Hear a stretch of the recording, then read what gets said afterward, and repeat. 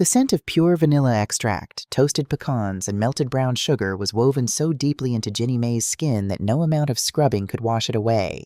For 42 years, that scent had been her signature, her armor, and her legacy. May's Sweet Soul wasn't just a bakery in the heart of Atlanta. It was an institution. And Ginny, at 65 years old, was its undisputed matriarch. She was a woman built of unyielding steel and quiet grace. Widowed at 35, she had raised 4 children single-handedly, putting them through college, paying for braces and financing weddings, all on the margins of pound cakes and peach cobblers. In her community, Ginny was the quintessential strong black woman. She was the one who prayed the loudest, worked the hardest, and never ever complained. But that title, worn like a crown of honor for decades, was beginning to feel remarkably like a cage. It was a Tuesday evening, long past closing time. The neon open sign buzzing in the front window had been switched off hours ago, but the industrial kitchen in the back was suffocatingly hot. Ginny was exhausted. Her bones held a deep, persistent ache, particularly in her lower back and knees, a testament to decades spent standing on hard tile floors. Tomorrow was the mayoral inauguration gala, and Maze's Sweet Soul had been contracted to provide a 5-tier red velvet centerpiece and 400 individual sweet potato tartlets. It was the biggest order of the year.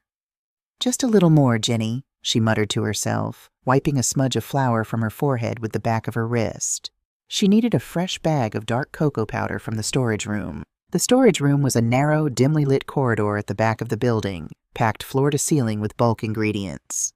Ginny wiped her hands on her apron, her breath coming a little shorter than usual. The fluorescent bulb overhead flickered, casting long, wavering shadows across the concrete floor. She took a step inside. Normally, Ginny knew every inch of this room blindfolded. She knew where the flour was stacked, where the sugar bins sat. But tonight, as her right foot came down onto the concrete, there was no friction. There was only a sudden, violent slide.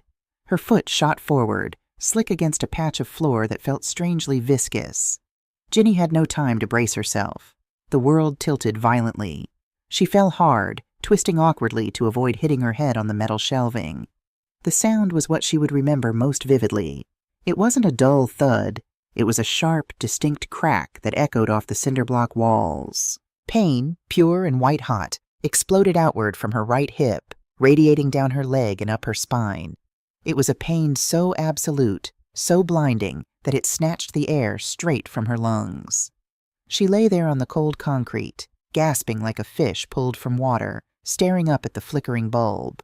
She tried to push herself up, to brush it off like she had brushed off every other hardship in her life. "Get up, Ginny," the voice in her head commanded. "You have tartlets to bake. You have a family to support. Get up." But her body refused to obey. Her right leg was entirely dead weight, throbbing with a sickening rhythm. As she lay there, waiting for the breath to return to her lungs, her hand brushed against the floor where she had slipped.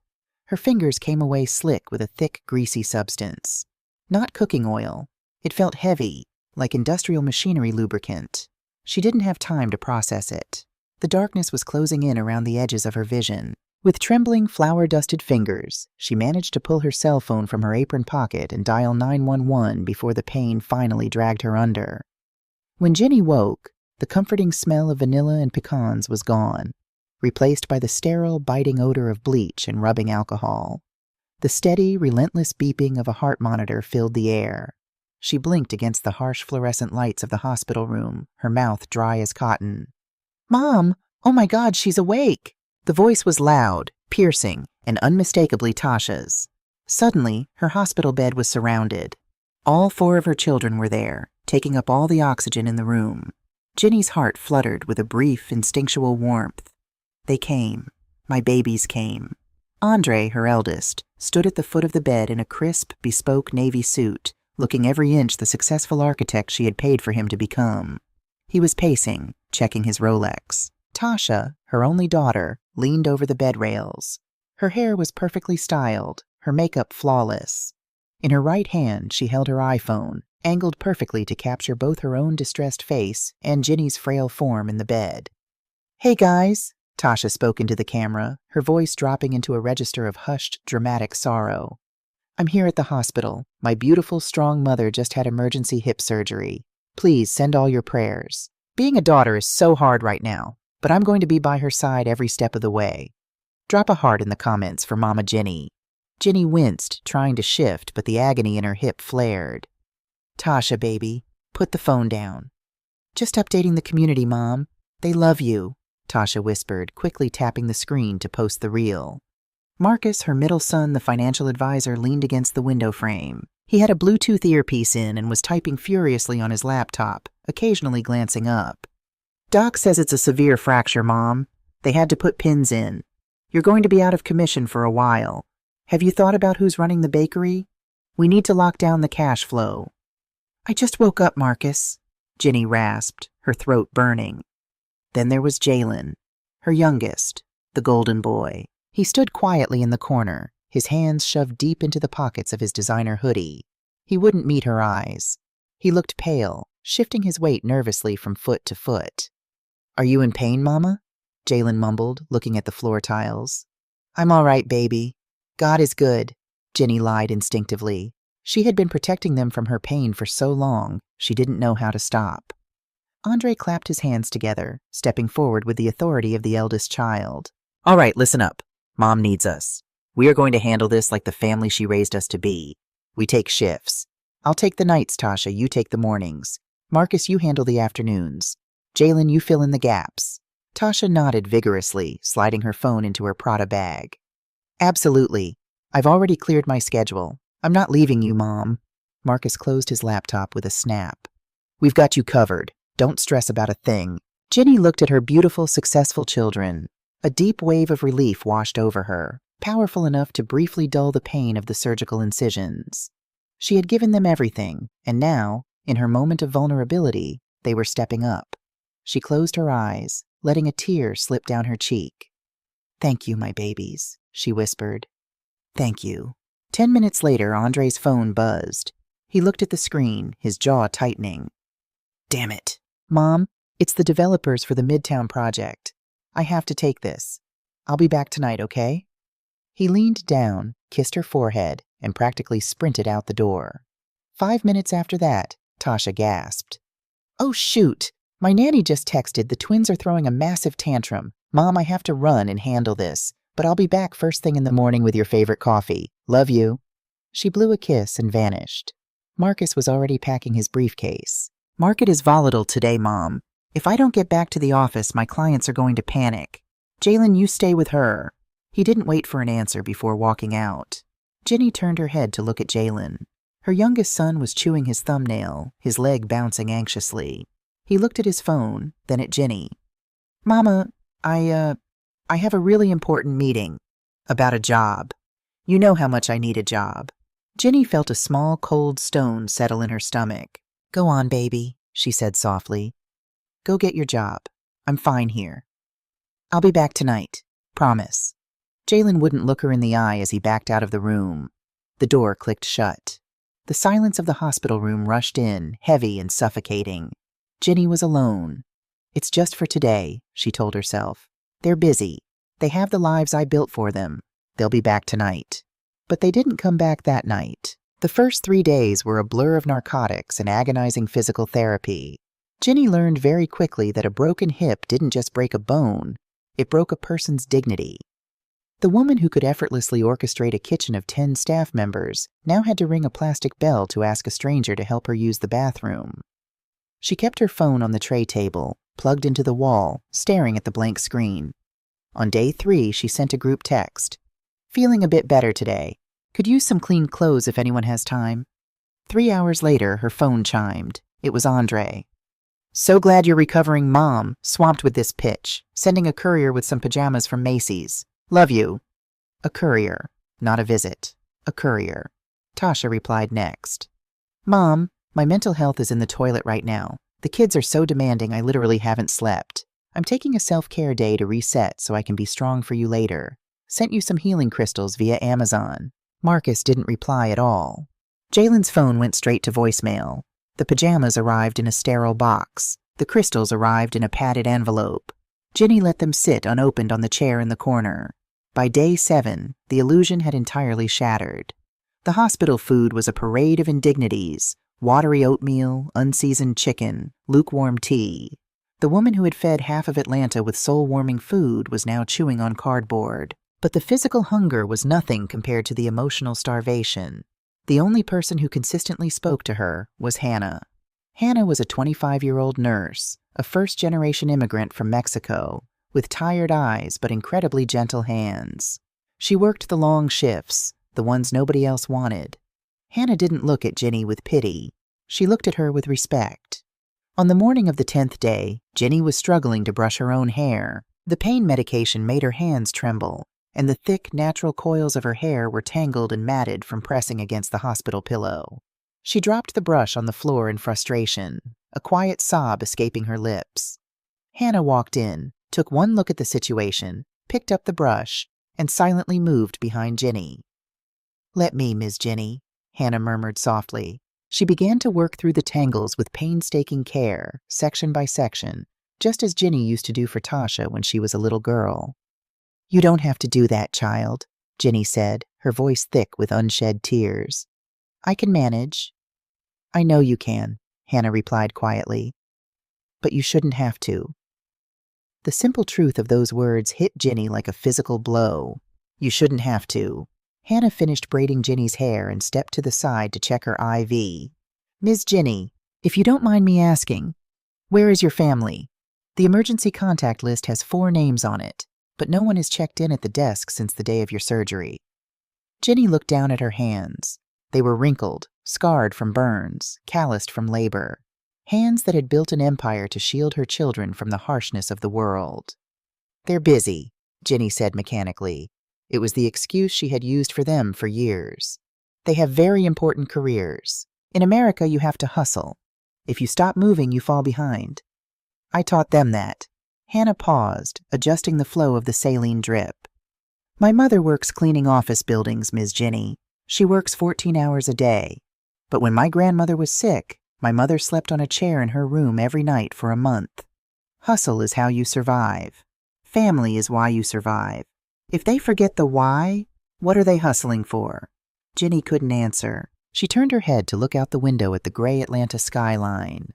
Over the next 5 days, something fundamental shifted inside Ginny Mays.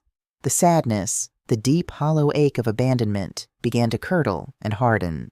It was a slow metamorphosis. She stopped looking at her phone. She stopped making excuses to the doctors about why her room was empty during visiting hours. She spent her days lying still, staring at the ceiling, auditing her entire life. She thought about Andre and the $40,000 loan she had given him for his architectural firm that had never been repaid. She thought about Tasha, who demanded free catering for all her influencer events because, "It's good exposure, Mom." She thought about Marcus, who aggressively advised her to put her retirement funds into an account he managed, taking a hefty commission off his own mother. And she thought about Jalen, her baby boy, who always needed just a few hundred to cover rent because the world was so unfair to him. They weren't just busy. They were entirely, utterly detached from her humanity. To them, she wasn't Ginny, a woman who felt pain and loneliness. She was an institution. She was a resource. And right now, the resource was broken and not dispensing cash, so they had simply stopped pushing the buttons. "I didn't raise children," Ginny thought, a cold clarity washing over her. "I raised parasites, and I let them feed because I thought that's what love was." Day 15. The attending physician walked in, a clipboard in hand and a forced professional smile on his face. "Well, Ms. Mays, you've hit all your physical therapy benchmarks. The incision is healing beautifully. You are cleared for discharge today." Ginny sat up straight in her bed. She wore the clothes she had arrived in 2 weeks ago, washed and folded by Hannah. "Thank you, doctor. We require a family member or designated caregiver to sign you out and drive you home," the doctor said, clicking his pen. "Shall we call your eldest son? We have his number on file." "No," Ginny said. Her voice was no longer the soft, accommodating tone of the grandmother. It was the voice of the woman who ran a business, sharp and authoritative. "My sons are unavailable. I will be handling my own discharge." The doctor looked uncomfortable. "Ms. Mays, hospital policy dictates—" "I am a 65-year-old woman of sound mind," Ginny interrupted, locking eyes with him. "I have a fractured hip, not a fractured brain. I will sign whatever waivers you need, and I will call my own transportation. Please bring me the paperwork." 10 minutes later, Jenny was seated in a wheelchair in the hospital lobby. Outside, the Atlanta sky had opened up, pouring thick, heavy sheets of rain against the glass doors. She pulled out her phone. She opened the Uber app, a tool Tasha had installed for her months ago, but she had rarely used. She meticulously typed in her home address, selected a premium car with extra legroom, and hit request. Hannah came rushing out of the elevator, holding a plastic bag containing Jenny's personal effects. She looked distraught. "Miss Jenny, the desk nurse told me you were leaving alone. Please, let me call my cousin. He has a big van. He can take you home. You shouldn't be alone today." Jenny looked at the young woman. This stranger had shown her more compassion in 15 days than the 4 people she had birthed had shown her in years. Jenny reached out, taking Hannah's hand. "Hannah, you have a beautiful heart. Don't ever let this world harden it," Jenny said softly. "But I need to do this alone. I need to walk through that door by myself." A black SUV pulled up to the curb.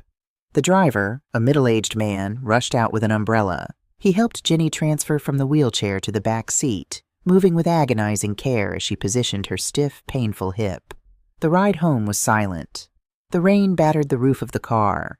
Jenny looked out the window at the passing city. The neighborhoods shifted from the sterile commercial zones of the hospital district to the older, more worn streets of her community. "Nasty weather to be out in, ma'am," the driver said gently, glancing in the rearview mirror. "You heading home to family?" Jenny looked at his reflection. "I'm heading to my house," she replied. She didn't use the word home, and she didn't mention family. The SUV pulled up to her property. It was a dual-zoned lot. The front was May's Sweet Soul, the brick facade looking tired in the gray light. Behind the bakery was her 2-story residential house.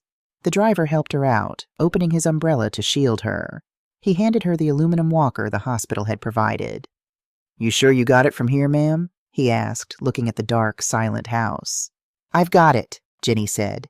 She tipped him a $100 bill, ignoring his protests, and turned to face her property. Every step with the walker was a battle. The rubber grips squeaked wetly on the concrete path. She bypassed the house and headed straight for the back entrance of the bakery. She needed to see her sanctuary. She fumbled with her keys, her hands shaking from exertion and the cold dampness in the air. Finally, the deadbolt clicked. She pushed the heavy metal door open and stepped into the storage room, the exact spot where her life had been irrevocably altered 15 days ago. The air inside was stale. The smell of rotting perishables, the dairy that had gone bad, the unbaked dough that had soured, hung heavy in the room. The health department had likely been here. There was yellow tape across the walk-in fridge. The 400 tartlets and the 5-tier cake for the mayor's gala had obviously never been delivered. Her reputation, painstakingly built over 40 years, was in ruins. Jenny flipped the light switch. The flickering fluorescent bulb sputtered to life. She looked down at the floor. The spot where she had fallen had been hastily mopped, but a dark stain remained on the concrete. She maneuvered her walker past the stain, heading toward her small, cramped office at the back of the building. She sat heavily in her worn leather desk chair, resting her aluminum walker against the filing cabinet. She was physically exhausted, but her mind was racing with a terrifying, cold precision. She opened her laptop. The battery was dead. She plugged it into the wall, waiting agonizingly for the screen to boot up. When she had fallen, she had felt something on the floor. Something slick. Something intentional. At the time, she thought it was just a spill from a careless supplier, but over the last 15 days of analyzing her children's behavior, a dark, terrible suspicion had taken root in the back of her mind. She opened the bakery's security camera software. It was an old system, saving footage directly to a local hard drive for 30 days before overwriting it. She navigated to the footage from 15 days ago, the Tuesday of the fall. She watched herself on the grainy screen, working tirelessly in the main kitchen. She fast-forwarded. Wait, she rewound the footage to 3 hours before her fall, to 5 p.m. The back door to the storage alley opened. A figure stepped inside. Jenny's breath hitched in her throat. She leaned closer to the monitor, her heart pounding a frantic rhythm against her ribs. It was Jalen, her youngest son, the boy she had protected the most. He was wearing his designer hoodie, the hood pulled up, looking paranoid as he glanced over his shoulder. On the screen, Jalen walked over to the exact spot where Jenny kept the bulk ingredients. He reached into his pocket and pulled out a plastic bottle. It looked like the industrial food-grade mechanical lubricant they used for the large dough mixers. With calculated, deliberate motions, Jalen squirted a large puddle of the clear, slick liquid directly onto the walking path. He used his shoe to smear it around, ensuring it spread across the concrete, making it invisible under the flickering light, but lethally slippery.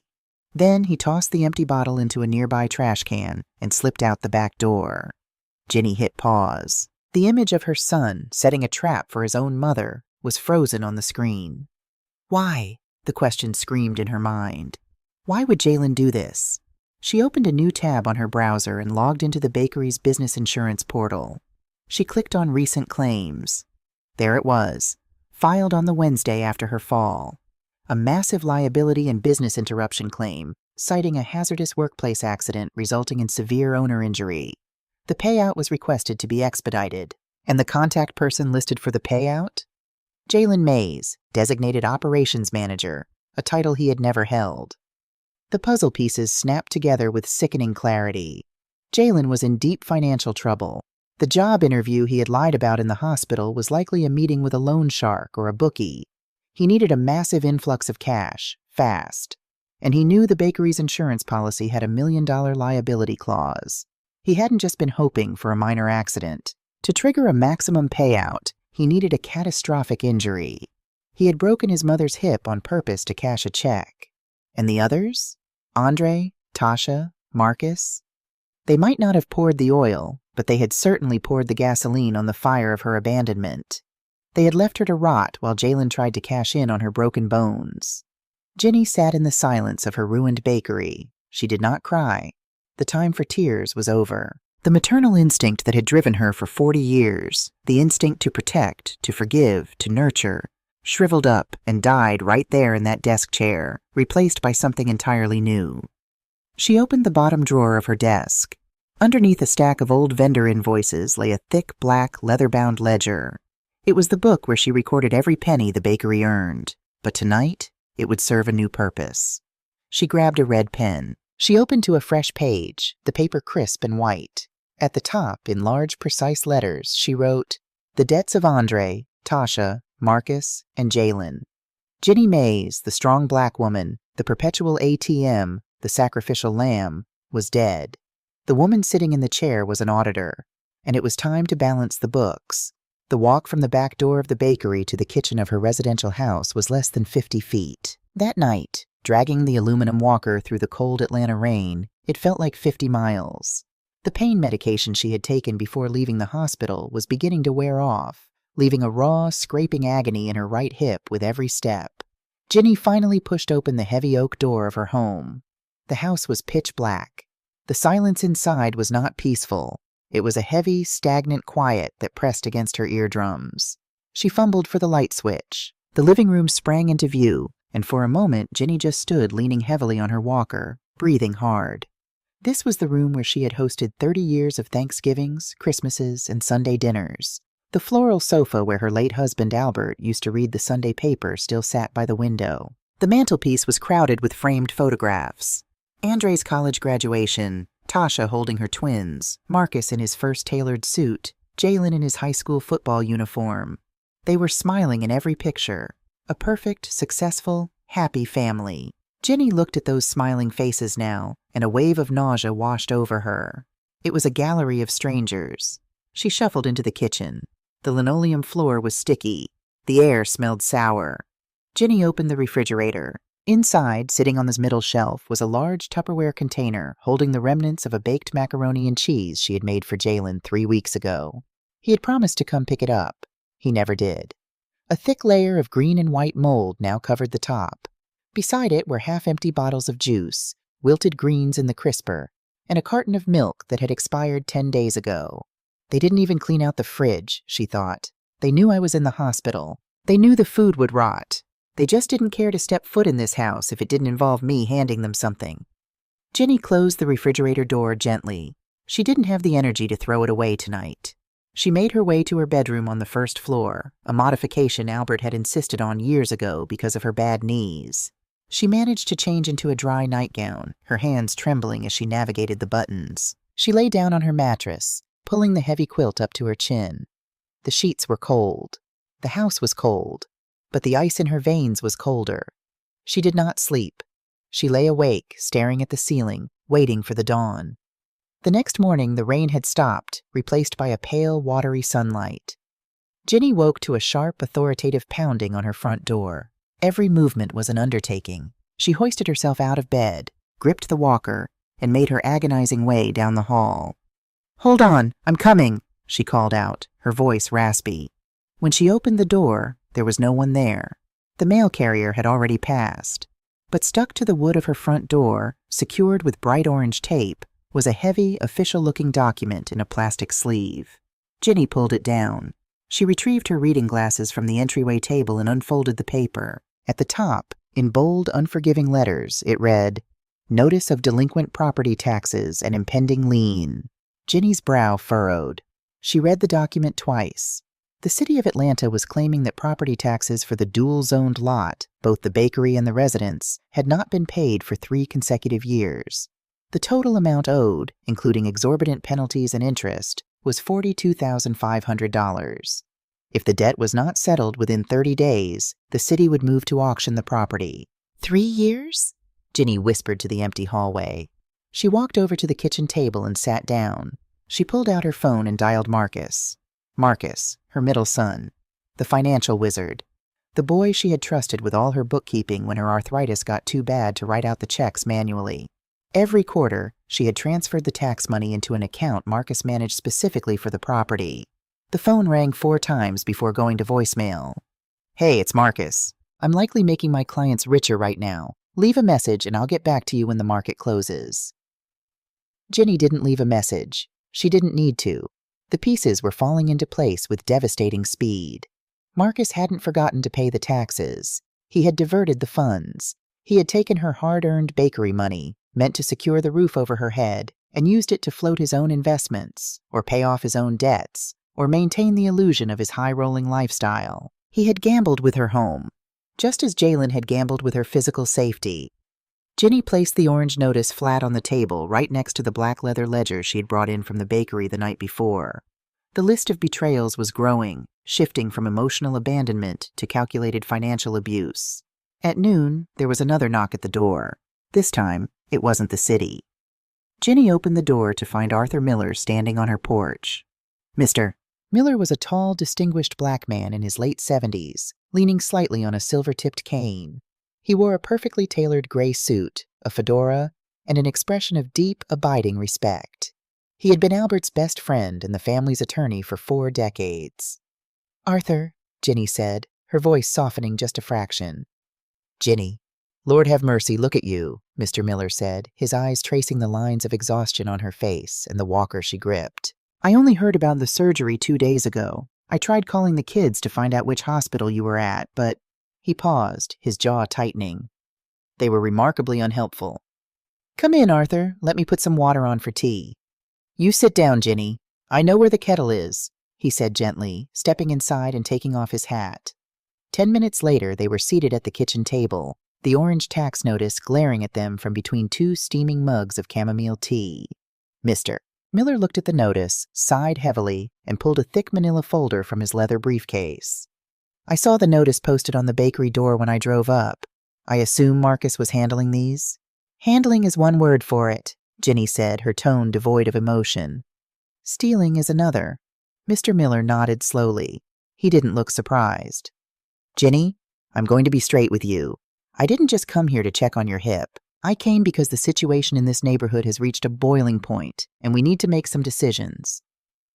He opened the folder and spread out a series of maps and glossy architectural renderings.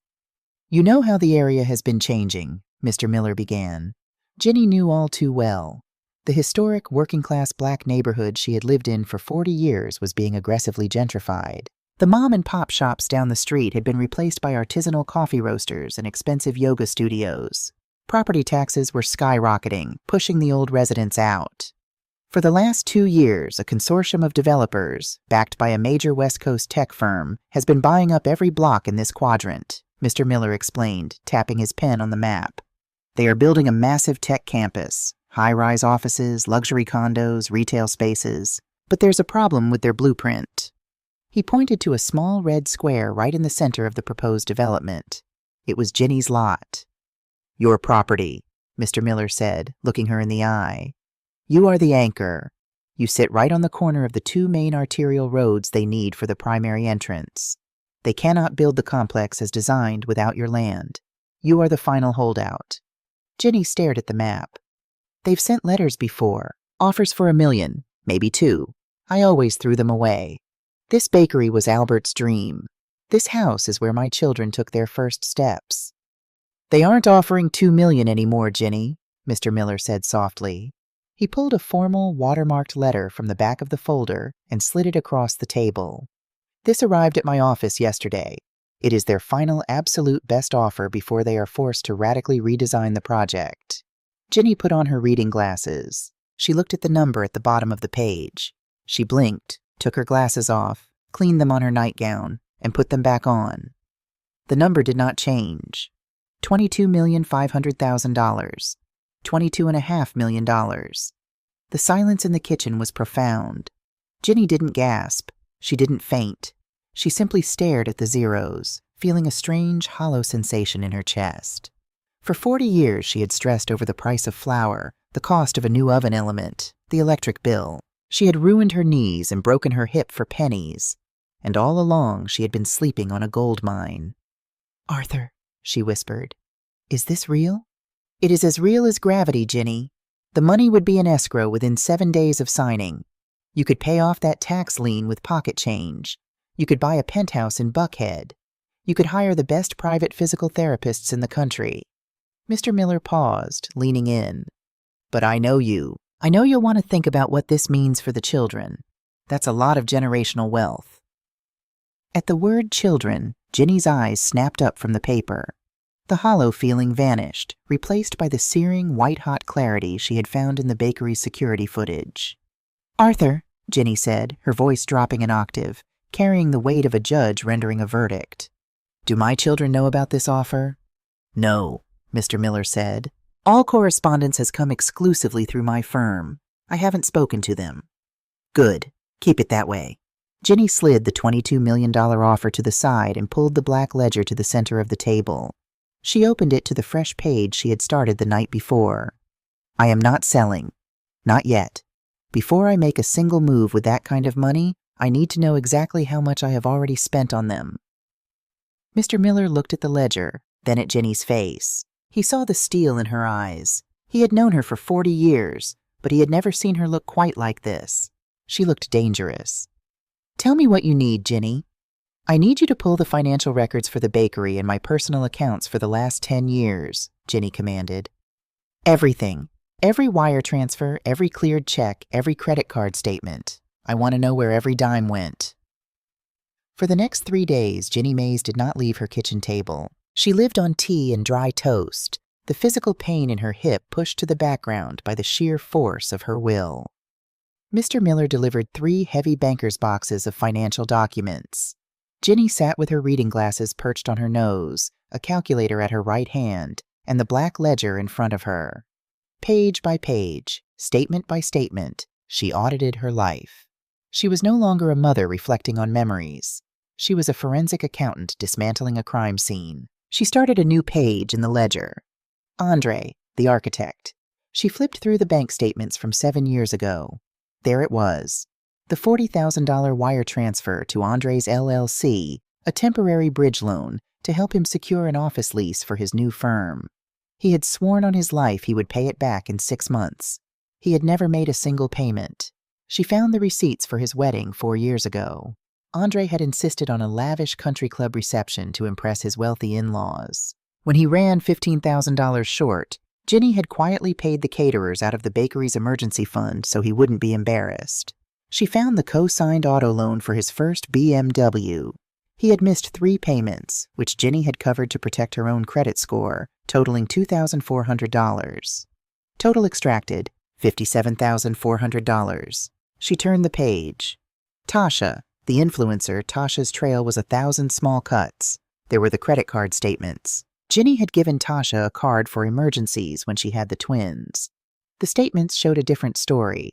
Zara, Sephora, a cosmetic dentistry clinic in Miami, $12,000 for veneers she claimed were necessary for her brand. Luxury hotel charges in Tulum. There were the bakery expenses. For 3 years, Tasha had demanded custom cakes and catering for every baby shower, birthday, and influencer networking event she threw. Ginny calculated the retail cost of those goods, plus the labor of her staff. $18,500 in lost revenue. Total extracted, $42,500. She turned the page. Her hand gripped the red pen tighter. Marcus, the advisor. This was the most complex and the most devastating. Marcus had taken over her finances 5 years ago when Albert died. Ginny dug into the tax records. For 3 years, he had advised her to transfer $14,000 annually into a property tax escrow account he controlled. The orange notice on the door proved he had pocketed $42,000. But that wasn't all. She looked at her IRA statements. 4 years ago, Marcus had convinced her to move $50,000 of her retirement savings into a high-yield private equity fund he was managing. The fund had gone bust 2 years later. Marcus had shrugged it off as market volatility. Ginny now suspected the fund was a shell for his own bad bets. Total extracted, $92,000. Finally, she turned to the last page. Jalen the baby. Jalen's section was not the largest in dollar amount, but it was the heaviest in betrayal. She calculated the $500 monthly allowance she had been sending him for 5 years because he couldn't find his footing. That was $30,000. She found the records of the 3 times she had paid off his credit cards when collectors started calling the house. $14,000. She wrote those numbers down. But then she added a final line item. She wrote, insurance fraud attempt/intentional physical harm. She didn't put a dollar amount next to it. You couldn't put a price on a shattered hip and a shattered heart. Total extracted financial, $44,000. Ginny put down the pen. She pressed the total button on the calculator. Over the past decade, her 4 children had extracted exactly $235,900 from her directly. And that didn't include the millions she had spent raising them, educating them, and clothing them. They had taken nearly $250,000 of her blood, sweat, and flour-dusted tears. And when she lay broken on a concrete floor, when she lay thirsty in a hospital bed, when she needed them to give back just a fraction of the care she had given them, they had looked at their watches and walked away. Ginny closed the ledger. The sound was loud in the empty kitchen. She picked up her phone. She didn't text them individually. She opened the group chat titled May's Family, a chat that had been dead silent for 15 days. Her fingers moved swiftly over the screen. I am home. I am cooking Sunday dinner this week. Macaroni and cheese, collard greens, fried chicken, and peach cobbler. 6 p.m. sharp. Attendance is mandatory. We have family business to discuss. She hit send. Almost instantly, the replies began to roll in. Tasha. OMG, Mom. So glad you're home. We will absolutely be there. Missed your cooking. Andre. Praise God. See you Sunday, Mom. I'll bring some wine. Marcus. Sounds great, Mom. Glad you're feeling better. Jalen. Love you, Mama. See you Sunday. Ginny read the messages, a cold, humorless smile touching the corners of her mouth. They were coming for the food. They were coming to see if the ATM was back online. They thought they were coming to a family dinner. They had no idea they were walking into a boardroom. And Ginny Mays, the new CEO of her own life, was about to file for bankruptcy on their relationship. Sunday arrived with the heavy, humid heat typical of Atlanta in late summer. Inside the Mays household, the air was thick with a different kind of heat. It was the rich, intoxicating aroma of Southern soul food, a scent that, for decades, had signaled comfort, safety, and unconditional maternal love. Ginny stood at the stove, her aluminum walker pushed slightly to the side, her weight resting heavily on her good leg. The pain in her surgically repaired hip was a constant throbbing baseline to her movements, but she ignored it with the practiced discipline of a veteran soldier. She was frying chicken in the heavy cast-iron skillet Albert had bought her for their first anniversary. The oil popped and sizzled. In the oven, a massive tray of baked macaroni and cheese bubbled beneath a golden brown crust of sharp cheddar. A pot of collard greens, slow simmered with smoked turkey wings, sat on the back burner. It was a feast. It was exactly the meal she had cooked for every major family celebration, every apology, every homecoming. It was the bait. At 5:45 p.m., Ginny meticulously set the large dining room table. She didn't use the fine china. She used the everyday plates, placing them carefully over the protective plastic tablecloth. At the head of the table, her usual spot, she placed the black leather ledger. She covered it with a folded cloth napkin. Beside it, she placed a small, discreet remote control that linked her laptop to the massive flat-screen television mounted on the living room wall, visible from the dining table. At exactly 6 p.m., the doorbell rang. It didn't just ring once. It chimed in a rapid, cheerful succession. Tasha. Jenny took a deep breath, smoothing her apron over her conservative navy blue dress. She gripped her walker and made her way to the front door. As she pulled it open, the entryway was instantly flooded with noise, expensive cologne, and the bright, blinding glare of a portable ring light. "Hey guys, we are live," Tasha was saying into her phone, mounted on a sleek gimbal. She spun the camera to frame herself and Jenny. "Look who's back on her feet, my beautiful mama. We are having a traditional Sunday dinner to celebrate her coming home from the hospital. Say hi to the vlog, Mom." "Hello," Jenny said, her voice flat, staring directly into the lens. "She's still recovering, so we're keeping it low-key," Tasha whispered conspiratorially to her audience, stepping inside. She wore a pristine white linen jumpsuit that clearly had no intention of coming near a kitchen sink. Behind her came Andre, looking sharp in a tailored blazer, carrying a bottle of wine that Jenny knew cost more than her weekly grocery budget. Marcus followed, tapping frantically on his smartwatch. Finally, Jalen stepped through the door. He looked haggard, dark circles bruising the skin under his eyes, his gaze darting nervously around the room.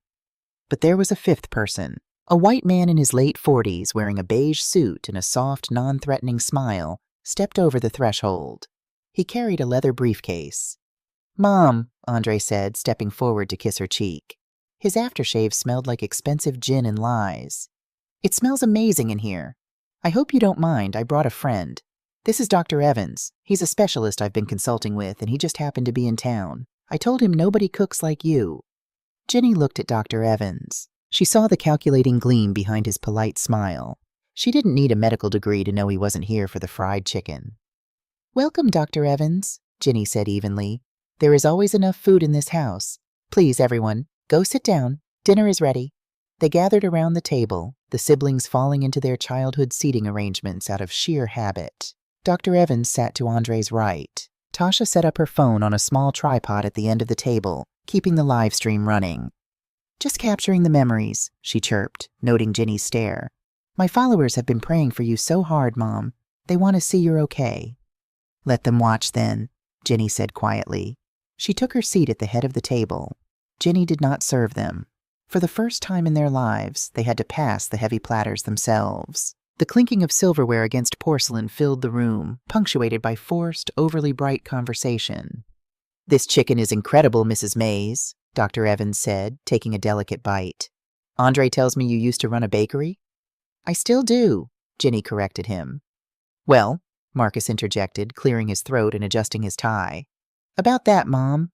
We've been talking, all of us." The fake cheer evaporated from the room, replaced by a sudden, heavy tension. Andre set down his fork. Tasha subtly adjusted the angle of her phone camera to capture the entire table. Jalen kept his eyes glued to his macaroni. "Mom, we love you," Andre began, using his best architect pitching a client voice. "But the last few weeks have been a wake-up call for this family. You living alone in this big house, working in that dangerous kitchen. It's not safe anymore. The fall proved that." "I see," Jenny said, her hands resting calmly in her lap over the hidden ledger. "And what is your proposed solution, Andre?" "We want what's best for you," Tasha chimed in, leaning forward so her concerned face caught the ring light perfectly. "You've sacrificed so much for us. It's time you rested. Be treated like a queen." Andre nodded to Dr. Evans. The doctor opened his briefcase and pulled out a glossy brochure, sliding it across the plastic tablecloth toward Jenny. "Mrs. Mays," Dr. Evans said in a tone one might use with a toddler, "I represent Shady Pines Assisted Living. It's a wonderful, secure facility. 24-hour nursing care, bingo nights, water aerobics. Andre asked me to evaluate your living situation, and frankly, looking at your mobility, I would strongly recommend a transition." Marcus pulled a stack of legal documents from his own jacket pocket. "We've already drawn up the paperwork, Mom. It's a power of attorney and a medical proxy. It just gives me and Andre the legal right to handle your affairs. We'll sell this property, Sell the bakery and use the funds to pay for your care at Shady Pines. You won't have to worry about a single bill ever again." Ginny looked at the documents. She looked at the glossy brochure. Then she looked at Tasha's phone. The live stream had a little counter in the corner. 4,200 viewers. "Let me understand," Ginny said, her voice eerily calm, carrying clearly across the room. "You brought a fake doctor into my home under the guise of a guest to declare me incompetent. You want me to sign away my legal rights, sell the home Albert built, and lock me in a home. And you're broadcasting this to 4,000 strangers, Tasha. To what? Look like the tragic, responsible daughter making the hard choices?" Tasha's face flushed. "Mom, don't make it sound like that. We're doing an intervention. You're clearly confused and traumatized from the surgery." "She's lashing out," Dr. Evans whispered loudly to Andre, shaking his head. Classic sign of cognitive decline. "I am not declining," Ginny said, sitting up straighter. "I am finally paying attention." Ginny removed the cloth napkin, revealing the black leather ledger. She placed her hand flat upon it. Then, with her other hand, she picked up the remote control and pressed a single button. Behind Andre, the massive 75-inch flat-screen TV blared to life. It didn't show the Sunday football game. It showed a stark, white spreadsheet. The heading read, in massive black letters, the debts of Andre, Tasha, Marcus, and Jalen. The entire table froze. Dr. Evans blinked, confused. Tasha's mouth dropped open. "Since we are talking about my mental competence," Ginny said, her voice ringing out with the authority of a judge in a courtroom, "let's review my financial competence. Or rather, let's review yours." She pressed a button on the remote. The screen zoomed in on the first column. "Andre," Ginny said. Andre turned around, looking at the screen. His jaw tightened. "7 years ago, I wired your LLC $40,000 as a bridge loan," Ginny read aloud, the corresponding bank statements flashing on the screen behind him as undeniable proof. "You never repaid a dime. 4 years ago, I paid $15,000 to your wedding caterer because you bounced a check. $2,400 in missed car payments. You want to sell my house to fund my care? No, Andre. You want to sell my house to pay off the massive debts you're hiding from your wife." "Mom, turn that off," Andre commanded, his face turning an ugly shade of red. He stood up, reaching for the TV. "Sit down," Ginny roared. The sheer force of her voice hit him like a physical blow. Andre, a grown man, instinctively dropped back into his chair. "Tasha," Ginny turned her gaze to her daughter. Tasha scrambled to grab her phone, realizing the camera was capturing the giant spreadsheet of her own failures. But she fumbled, knocking the tripod over. The phone clattered to the floor, the camera angle now pointing awkwardly up at the TV screen, the microphone still perfectly picking up every word. The viewer count shot up to 10,000. $12,000 for cosmetic dentistry, Ginny read ruthlessly, the receipts flashing on the screen. $18,500 in stolen labor and inventory from my bakery for your influencer events. You claim to be a self-made boss on the internet, Tasha. Tell your followers the truth. Your empire was built by stealing flour and sugar from an old woman's kitchen." Tasha burst into tears. Real ones this time, not for the camera. "Mom, please. You're ruining my brand." "Your brand is a lie," Ginny said coldly. She turned to Marcus. Marcus was already sweating, his eyes darting toward the front door. "Marcus, the financial advisor," Ginny said, the sarcasm dripping from the title. "The man who wants power of attorney. Let's look at your portfolio." The screen shifted. The orange tax notice from the city of Atlanta filled the 75-inch display. $42,000 in property taxes, Ginny stated, her eyes boring into him.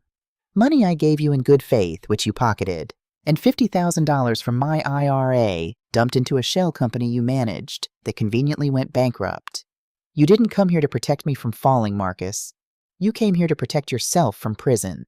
That's libel," Marcus stammered, his voice cracking. "I can explain the market fluctuations. Explain it to the IRS, Ginny cut him off. She looked at Dr. Evans, who had gone completely pale and was quietly sliding his Shady Pines brochures back into his briefcase. "And you, Doctor," Ginny said, "I suggest you leave my house before I add your name to the lawsuit my attorney is currently drafting for elder abuse and conspiracy to commit fraud." Dr. Evans didn't say a word.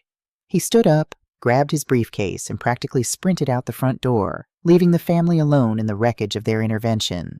The dining room was dead silent, save for Tasha's muffled sobbing. The fried chicken sat cold on the plates. "You're crazy," Andre finally spat, his pristine facade entirely shattered. "You've lost your absolute mind. You think a few spreadsheets mean anything? We're your children. You owe us." "I owe you nothing," Ginny said softly. "But I have one more thing to share." She pressed the remote again. The spreadsheet vanished. The screen went black. Then a grainy black and white video began to play. Jalen, who had been silent the entire time, suddenly gasped. The color drained completely from his face, leaving him looking like a corpse.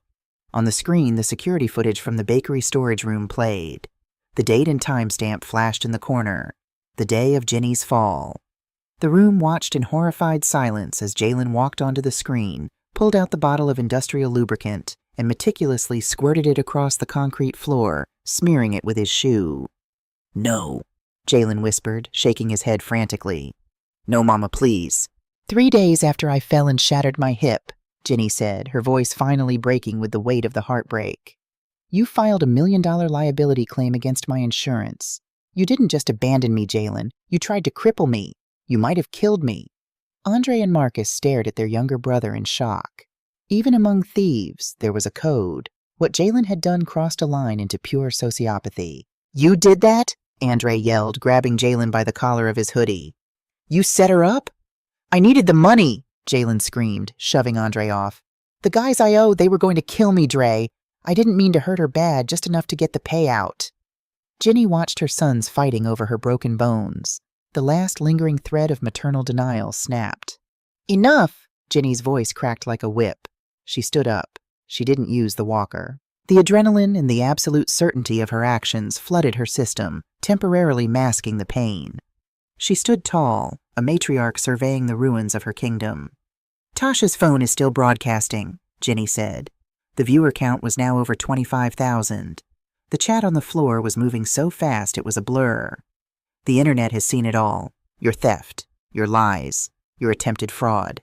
She looked at each of them in turn. "You came here today to take my home. So let me tell you something about this home," Ginny said. She reached into her pocket and pulled out the folded offer letter Arthur Miller had given her.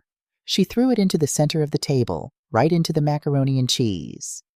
"A developer offered me $22.5 million for this property on Thursday," Ginny said. The words hung in the air. The fighting stopped. Tasha stopped crying. 4 pairs of eyes stared at the grease-stained paper in the center of the table, their minds struggling to comprehend the number. $22 million? Marcus whispered. "And I would rather burn it to the ground," Ginny said, her eyes flashing with a righteous, terrifying fire, "than give a single penny of it to the parasites sitting at this table." She pointed a trembling finger toward the front door. "Get out." "Mom, wait, we can talk about this," Andre pleaded, his eyes locked on the paper and the food. "Get out!" Ginny screamed from the very bottom of her soul. The sheer ferocity of her command broke them. Jalen was the first to run, stumbling out the door into the night. Tasha snatched her phone from the floor, ending the live stream in a panic, and fled.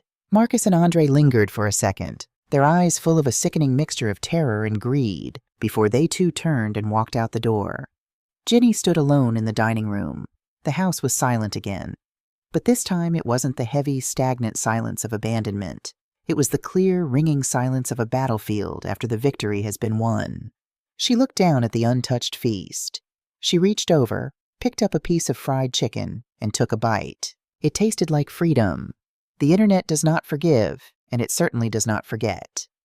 By Monday morning, the clip from Tasha's livestream had been ripped, remixed, and reposted across every major social media platform. It was trending at #1 on Twitter and TikTok under the hashtag Mays Family Fraud. For the 4 Mays children, the consequences were swift and brutal. Tasha woke up to find she had lost 300,000 followers overnight. Her major cosmetic sponsorships dropped her within hours, citing values misalignment. Andre arrived at his architectural firm to find his partners holding an emergency meeting to vote him out, terrified that his financial fraud would drag the firm into an IRS audit. Marcus's wealth management company suspended him without pay pending an internal investigation into his handling of client accounts. And Jalen? Jalen had vanished. The revelation of the security footage had sent him deep underground, hiding not only from his family, but from the loan sharks who had seen the viral video and realized the insurance payout they were promised was a pipe dream. But desperation breeds audacity. Cornered, humiliated, and facing financial ruin, Andre, Tasha, and Marcus did not seek forgiveness. They sought a lawyer. 3 weeks after the Sunday dinner, Ginny was sitting in her kitchen, performing her daily physical therapy exercises when a process server knocked on her door. He handed her a thick stack of legal documents. Ginny adjusted her reading glasses. It was an emergency petition for guardianship and conservatorship, filed in the Fulton County Superior Court. Her children were suing her. The petition claimed that Ginny Mays was suffering from severe opioid-induced psychosis and early-onset dementia, exacerbated by surgical trauma. They claimed the security footage of Jalen was artificially altered, a paranoid delusion she had paid someone to fabricate. They requested immediate control over her medical decisions, her bank accounts, and most importantly, the bakery property. Ginny didn't tremble. She didn't cry. She picked up her phone and called Arthur Miller. "Arthur," she said calmly. "They took the bait. Let's go to court."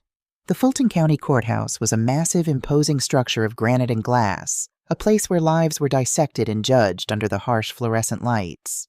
Ginny entered courtroom 4B walking with a cane. The aluminum walker had been retired, thanks to hours of grueling self-funded physical therapy. She wore a tailored charcoal gray suit, her silver hair pulled back into a dignified chignon. Arthur Miller walked beside her, his leather briefcase in hand, looking like a battle-hardened general.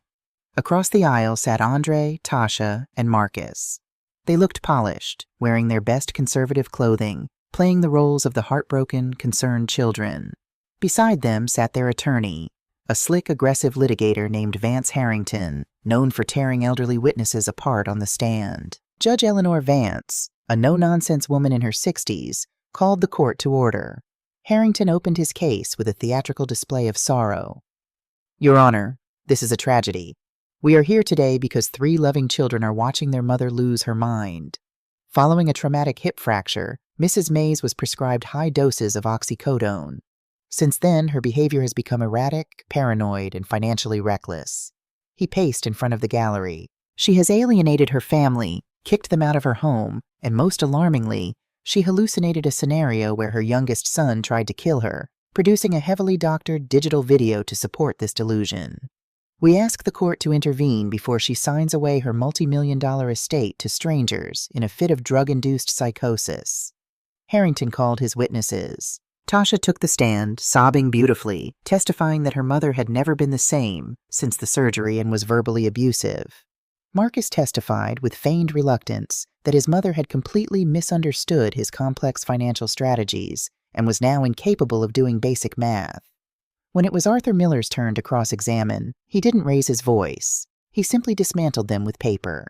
He entered Ginny's bank statements into the record, proving Marcus's theft. He entered the receipts of Tasha's stolen bakery goods. "Objection, Your Honor," Harrington shouted. "This is a guardianship hearing, not a financial audit. Mrs. May's past generosity does not prove her current mental competence." "Sustained," Judge Vance said, though she shot Marcus a look of deep disgust. "Mr. Miller, move to the core issue. The petitioners claim your client is under the influence of narcotics and making paranoid accusations regarding the security footage. Do you have medical evidence to refute this?" "I do, Your Honor," Arthur Miller said, a slight, knowing smile touching his lips. "The defense calls our key medical witness, Nurse Hannah." The courtroom doors opened and Hannah walked down the aisle. She wore her crisp hospital scrubs, her face composed and serious. She took the stand and swore to tell the truth. Andre and Tasha exchanged a confused look.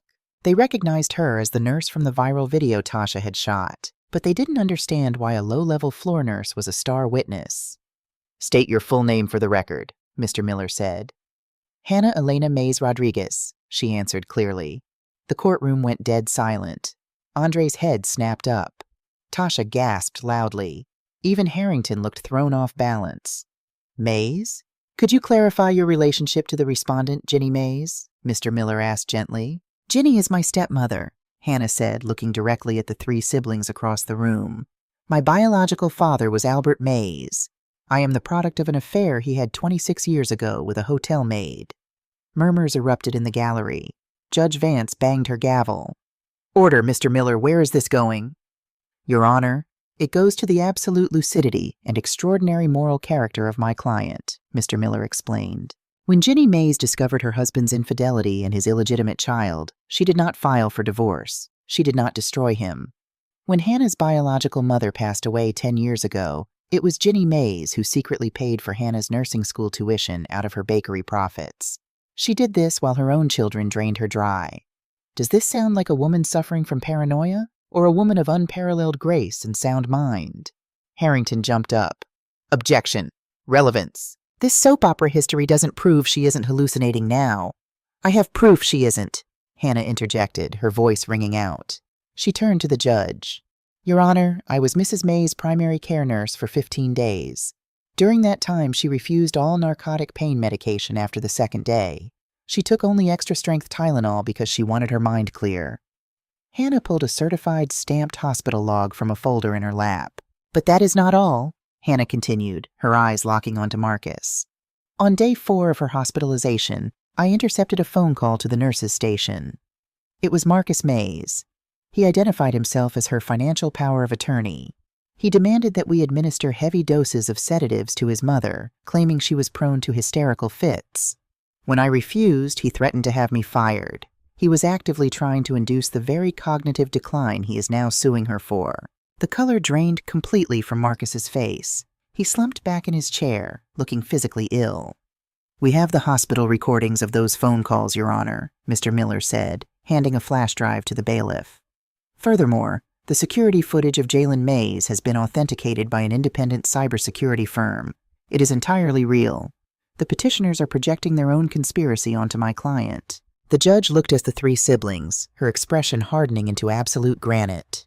"Mr. Harrington," Judge Vance said coldly, "I suggest you control your clients, because they are inching dangerously close to perjury and elder abuse charges." "Your Honor, if I may," Ginny's voice cut through the heavy atmosphere of the courtroom. She stood up slowly, leaning on her cane. "I would like to testify." Ginny took the stand. She didn't look at her children. She looked at the judge. "Mrs. Mays," Mr. Miller asked, "your children claim that your refusal to sell your property for $22 million is proof of financial incompetence. They argue that a sane person would take the money and secure their medical future. Why haven't you signed the contract with the developers?" Ginny took a deep breath. "Because, Mr. Miller, my children know the price of everything and the value of nothing.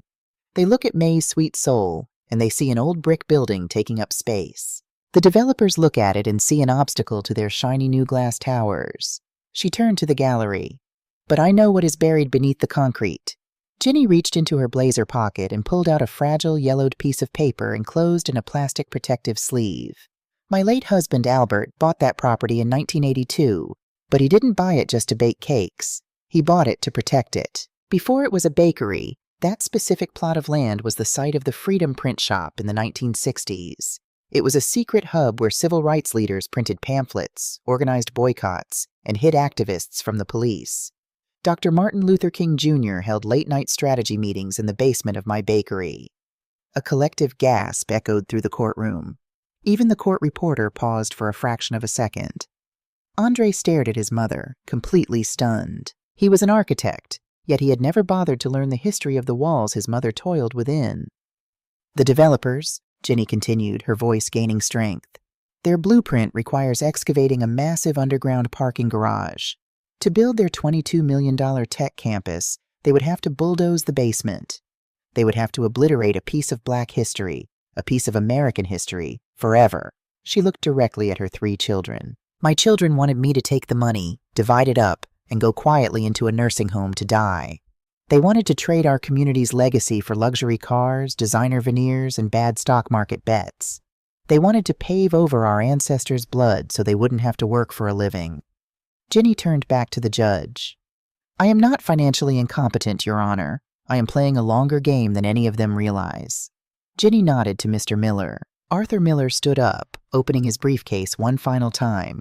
"Your Honor, yesterday morning, Ginny Mays finalized a legal transaction. She did not sell the land to the tech developers." "What did she do?" Judge Vance asked, leaning forward, genuinely captivated. She registered the property as a protected state historical landmark, Mr. Miller announced. She placed the deed into an irrevocable nonprofit trust, the Mays Heritage Foundation. The tech developers, realizing they could no longer bulldoze the site, were forced to negotiate. Ginny Mays sold them the air rights above the property for $15 million, allowing them to build an architectural bridge over the bakery. But the land, the bakery, and the historic basement remained completely untouched, owned by the foundation in perpetuity. Andre buried his face in his hands. He knew what an irrevocable trust meant. It meant the money was locked tight. It was untouchable by heirs, protected by federal law, and managed by a board of directors. "And who sits on the board of this foundation, Mrs. Mays?" the judge asked. "I do," Ginny said proudly, "along with Arthur Miller and my daughter, Hannah Mays Rodriguez, who will direct our community outreach programs for elder care." Ginny looked at her 3 biological children sitting at the petitioner's table. They looked small.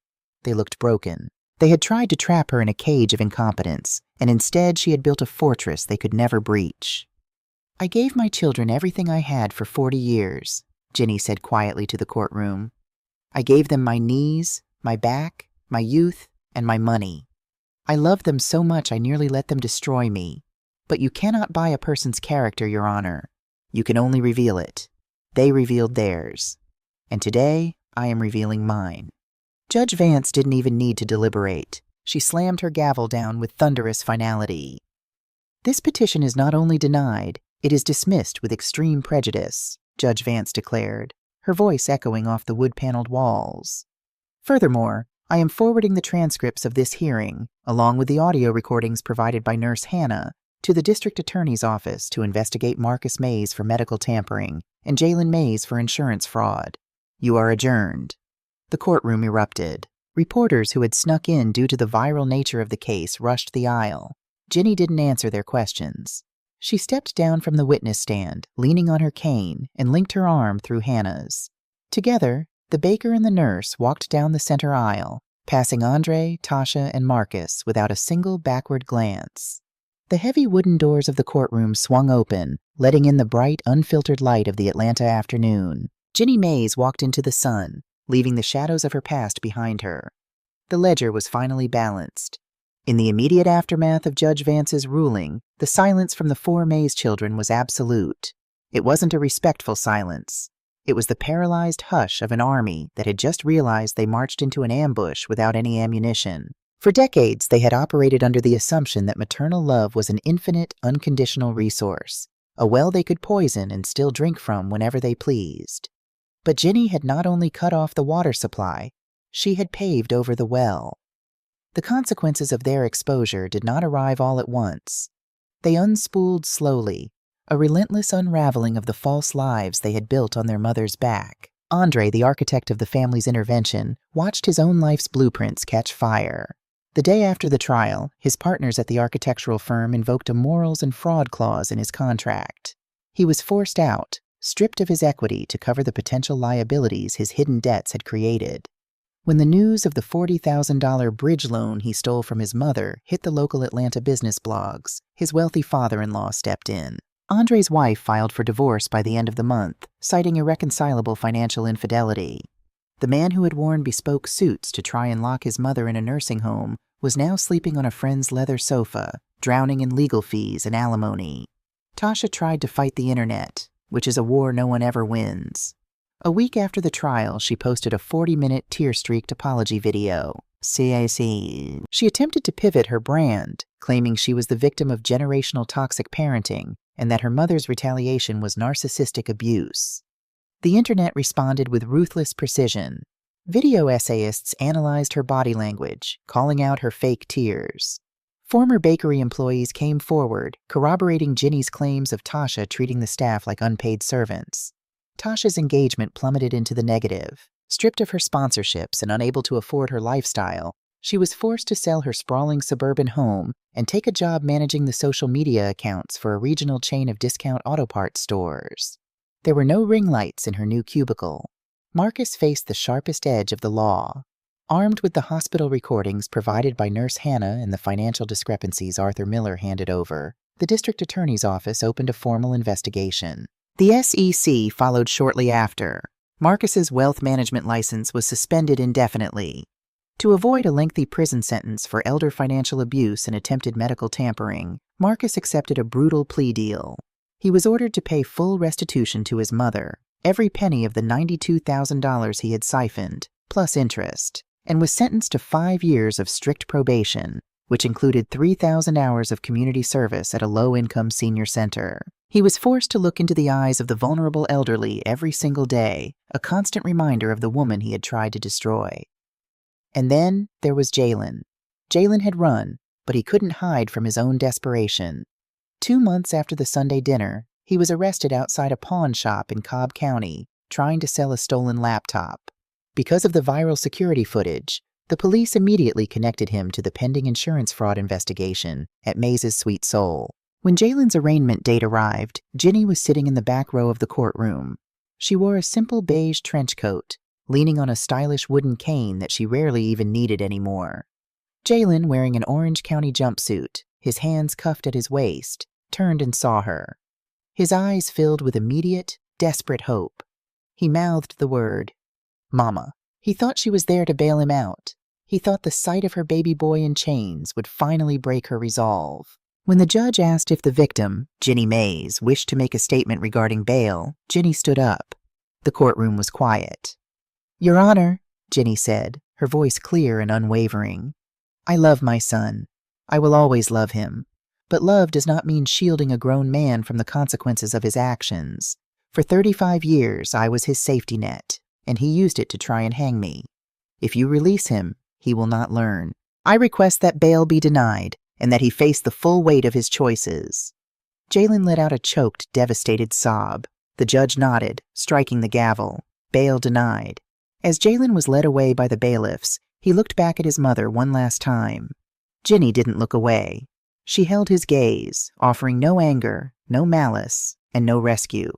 She offered only the cold, hard truth of accountability. It was the most profound act of parenting she had ever performed. 18 months passed. The corner lot where May's Sweet Soul stood had been transformed into something that defied logic and gravity. True to the agreement Arthur Miller had brokered, the West Coast tech developers had built their monolithic glass and steel campus. But right at the corner, where the main entrance was supposed to be, the architecture took a breathtaking detour.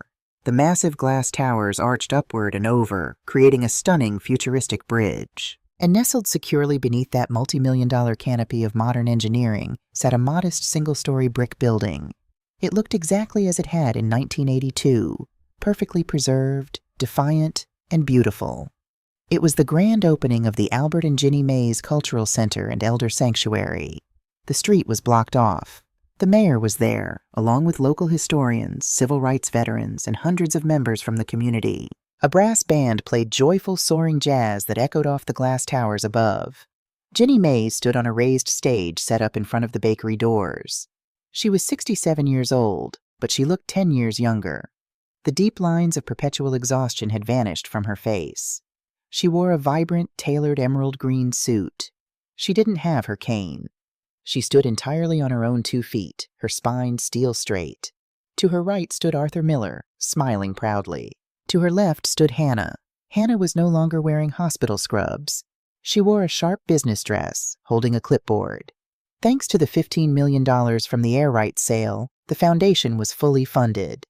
Hannah had been appointed the executive director of the Sanctuary's outreach program, managing a team of nurses, lawyers, and social workers dedicated to advocating for elderly patients who had been abandoned by their families.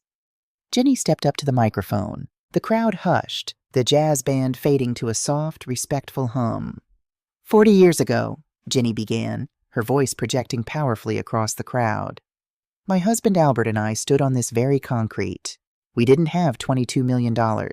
We barely had $22, but we had a recipe for pound cake, and we had a dream to feed our community.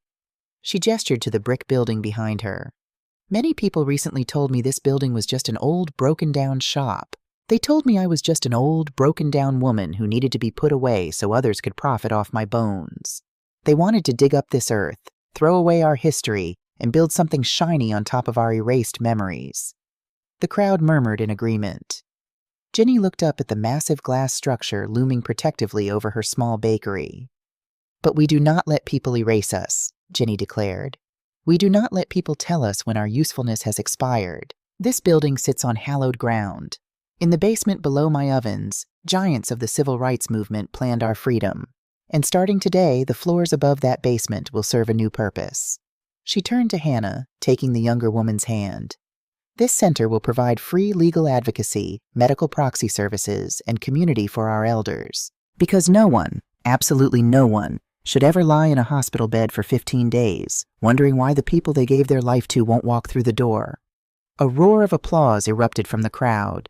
Women in the front row were wiping tears from their eyes. "We are not ATMs," Jenny said, her voice rising over the applause. "We are not stepping stones for the next generation to crush under their boots. We are the foundation, and today we are declaring that the foundation will not crumble." Jenny picked up a pair of oversized golden scissors. With Hannah and Arthur by her side, she sliced through the thick red ribbon draped across the bakery doors. The Albert and Ginny Mays Cultural Center was officially open. As the crowd surged forward to tour the historic basement and taste the catered soul food, Ginny stepped back from the podium. She felt a profound, radiant warmth in her chest. For the first time in her life, she wasn't serving out of obligation. She was serving out of purpose. Later that evening, after the crowds had dispersed and the cleaning crew had locked up, Ginny sat alone in the small office at the back of the building. The air smelled faintly of fresh paint and the lingering scent of vanilla. She opened the bottom drawer of the desk. She pulled out the black leather ledger. She placed it on the desk and turned the pages. She looked at the frantic, angry red ink from 18 months ago. She read the names: Andre, Tasha, Marcus, Jalen. She looked at the hundreds of thousands of dollars she had calculated, the proof of her exploitation. Those pages felt like they belonged to another lifetime. They belonged to a woman who was trapped in a cage built of her own unconditional sacrifice. Ginny picked up a thick black marker. She turned to Andre's page. Diagonally across the sheet, she wrote in massive, undeniable letters, "Account closed." She turned the page to Tasha. "Account closed. Marcus. Account closed. Jalen. Account closed." She didn't write it with anger. She wrote it with the serene finality of a banker locking the vault at the end of the day. The debts were not forgiven, but they were released. She was no longer carrying the weight of their failures. She flipped to the very back of the ledger, to the blank, pristine pages. She picked up her favorite blue pen. At the top of the page, she wrote, "The Guardianship Grant." Beside it, she logged the first $500,000 the foundation had allocated to hire pro bono lawyers for abandoned seniors. Below that, she wrote, "The Hannah Mays Rodriguez Nursing Scholarship."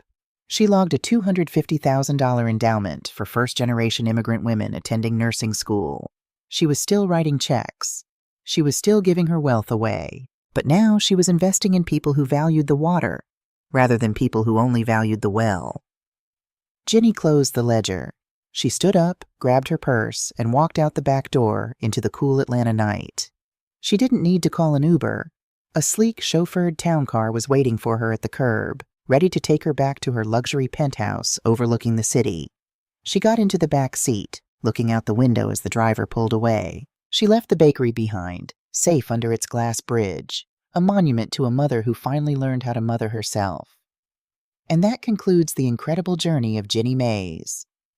To all the women listening to this, the mothers, the aunts, the grandmothers, the women who have held the weight of the world on your shoulders, hear this clearly. Your love is a gift, not a given. Your bank account, your energy, and your home are your sanctuaries, not a public utility for ungrateful adults. If you find yourself lying in the dark, wondering why the people you broke your back for won't even bring you a glass of water, remember Ginny. Remember that it is never too late to close the account. It is never too late to open the ledger, audit your life, and stop investing in those who leave you bankrupt in spirit. You do not have to be the strong one who suffers in silence. You are allowed to be the strong one who says no. You are allowed to take the power back. Thank you for walking through this story with me. If Ginny's journey resonated with you, if it gave you the courage to set a boundary you've been afraid to set, leave a comment down below. Share your truth. We heal when we realize we aren't walking these hard roads alone. Until next time, take care of yourselves. Protect your peace, balance your books, and never let anyone tell you your time is up. This has been Quiet Family Pain. Goodbye for now.